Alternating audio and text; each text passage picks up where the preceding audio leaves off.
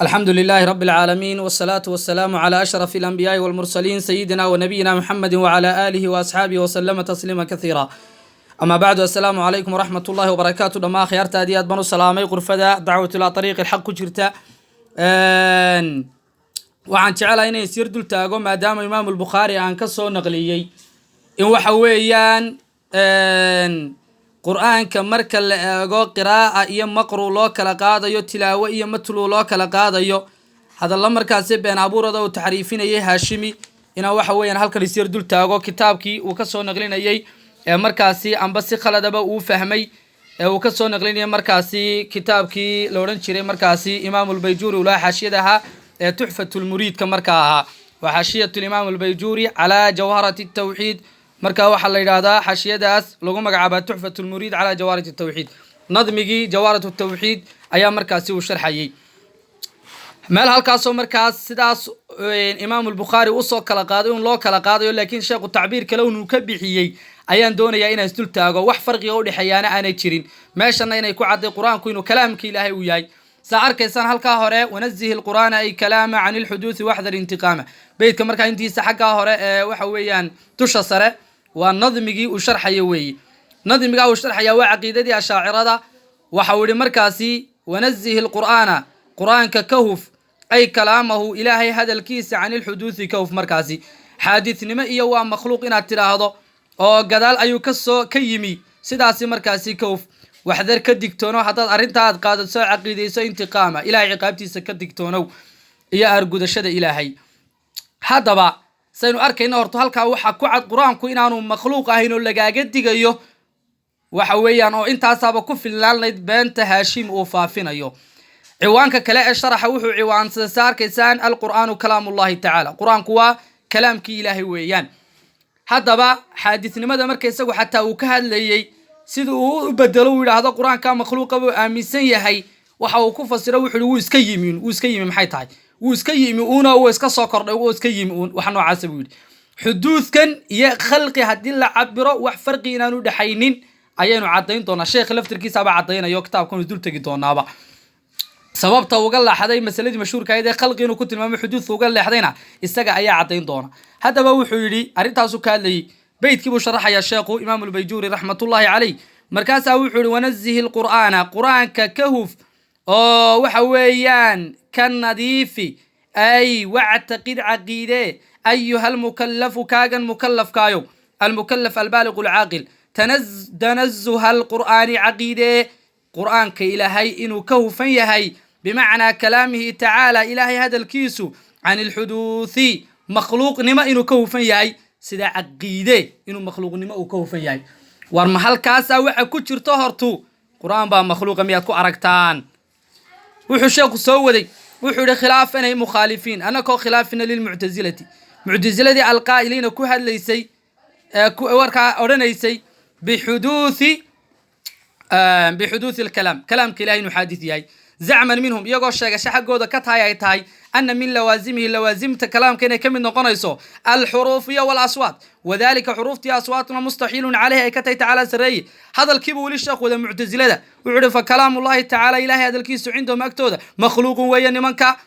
سبب توام حي ولادين لأن الله يبقى خلقه أبو ربي ولادين في بعض الأجرام ويا جسمية بركم إذا أيها يكو أبو ربي ومثل دي مشهور كوصولك كوا هيد مركا لغا هادلay باب الاشتقاق waxa weeyaan shay tilmaan leh tilmaanta marka looga ishtiqaaqanayo ficilkan qofkii sameeyay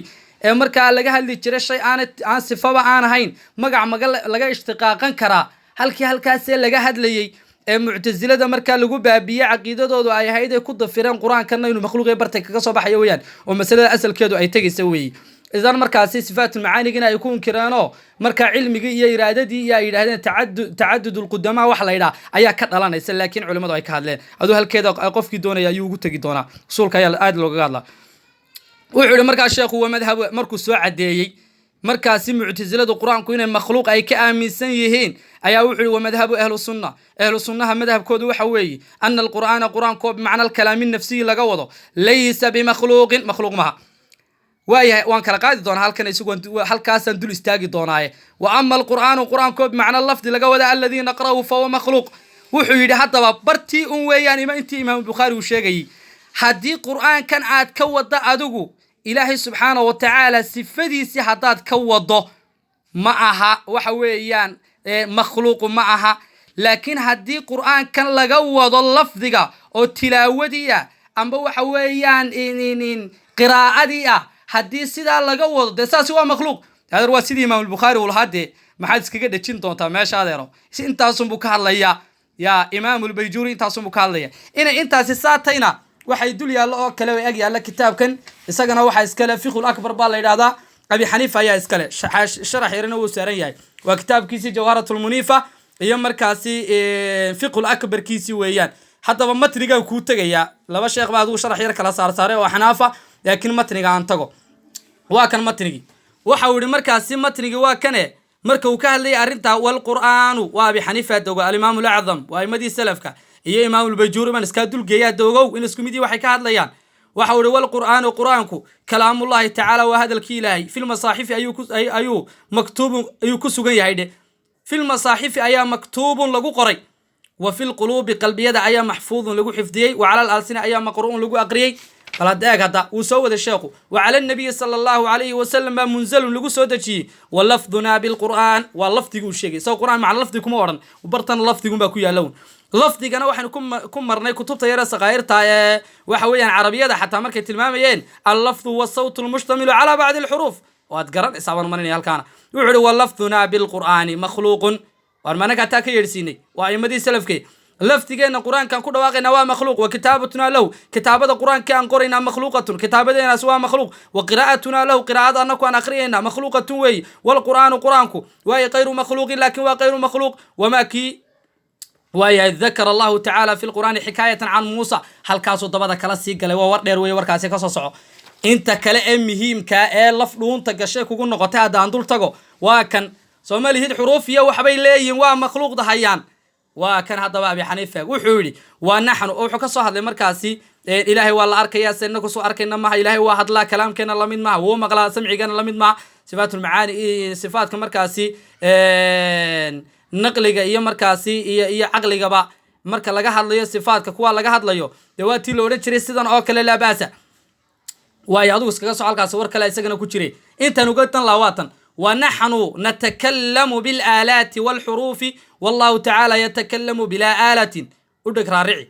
بلا آلة وحروف والحروف مخلوقة وكلام الله تعالى غير مخلوق والحروف توا مخلوق هاشم يوسف عن مغلسة يا أرنا يدي وحورنا يا إمام الأعظم أبو حنيفة رحمه الله تعالى intaas ayuunbuu ka hadlay imaamu lbayjuuri bal isagana ilaah wuxuu yidhi qur-aankii oo laga wado waa kan isna oo bimacna lafdi laga wada oo markaasi waa xuruufta uu tilmaamay soo maa naqra'uhu kaasoo aan aqriyayno fa huwa makhluuqun weeyaan war xuruufta soo maartid waa qiraa'atunaadi naqra'uhuna waa maxay de waa qiraa'atunaadi weeyaan de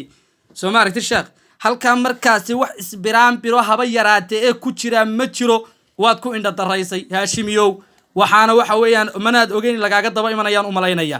sheekhu markaa wuu soo waday hadalkii waxaan sii daba soconayaa sheekha waxa uu yidhi markaasi intaa markuu soo dhaafay halkaasuu soo waday